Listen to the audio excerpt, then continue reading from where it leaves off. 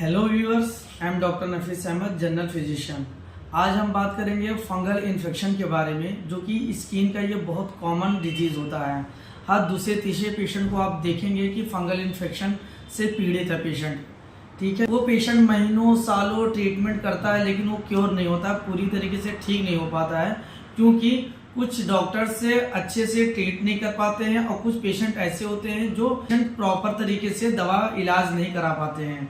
In short मैं ये बताना चाह रहा हूँ कि जो फंगल इन्फेक्शन होता है, जिसे हम टीनिया बोलते हैं, फंगल इन्फेक्शन में गोल गोल चकत्ते बन जाते हैं और महीनों सालों रहते हैं, जल्दी क्योर नहीं हो पाता है, क्योंकि पेशेंट उतना पेशेंस के साथ, उतना सब्र और धैर्य के साथ ट्रीटमेंट नहीं करा पाता है, क्योंकि हाइजीन मेंटेन नहीं हो पाता, साफ सफाई नहीं रह पाता, जिसकी वजह से फंगल इन्फेक्शन परमानेंट क्योर नहीं हो पाता है। इसमें बेसिकली 4 से 6 महीना, कुछ 8 महीने, 9 महीने, 1-1 साल तक ट्रीटमेंट चलता है क्रॉनिक के हिसाब से। और बहुत सारी दवाइयाँ खाता है पेशेंट, जिसे डेवलप कर जाता है, इरेगुलर मेडिसिन खाता है। स्टार्टिंग में क्या होता है, पेशेंट एंटी फंगल ट्रीटमेंट तो लेता है, जैसे फ्लूकोनाजोल, इट्राकोनाजोल, लुलिकोनाजोल का एप्लीकेशन लगाता है। तो इस तरह से वक्ती तौर पे तो आराम मिल जाता है और जो लीजन है वो भी क्योर हो जाता है, लेकिन अंदर रह जाता है, जिसकी वजह से बार बार रिकरेंस हो जाता है, बार बार उभर आता है ये इन्फेक्शन, फंगल इन्फेक्शन। तो उसके लिए मेरी एडवाइस यही है कि सबसे पहले आप हाइजीन मेंटेन करिए, जैसे जो भी कपड़े पहनते हैं, इवन अंडर गारमेंट्स भी, उसको भी गर्म पानी में भिगो के रखना है, धूप में सुखाना है और उल्टा और सीधा दोनों तरफ प्रेस करके कपड़े को पहनना है। ऐसे 3 से 6 महीने तक करें। जो ये फंगल होता है वो कपड़े पे चिपके होते हैं, कम से कम 2 वीक्स एटलीस्ट तो चिपके होते हैं।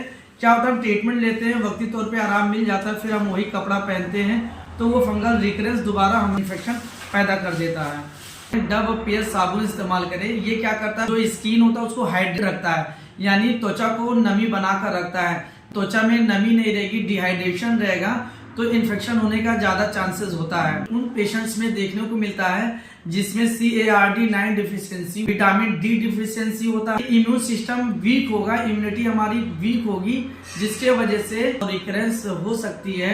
HIV, कैंसर, डायबिटीज मेलाइटस यानी शुगर, इन सब डिजीज में फंगल इन्फेक्शन होने का चांसेस ज्यादा देखने को मिलता है। और हाइजीन जिस पेशेंट का मेंटेन नहीं रहता है, जैसे अंडरवियर है, अंडर गारमेंट्स है, भीगा हुआ गीला पहन लिया, जिसकी वजह से इन्फेक्शन होने के चांसेस काफी हद तक बढ़ जाते हैं।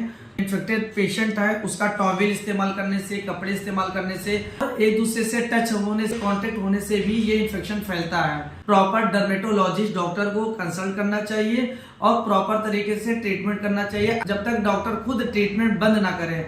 अमूमन क्या होता है, 1 महीना 2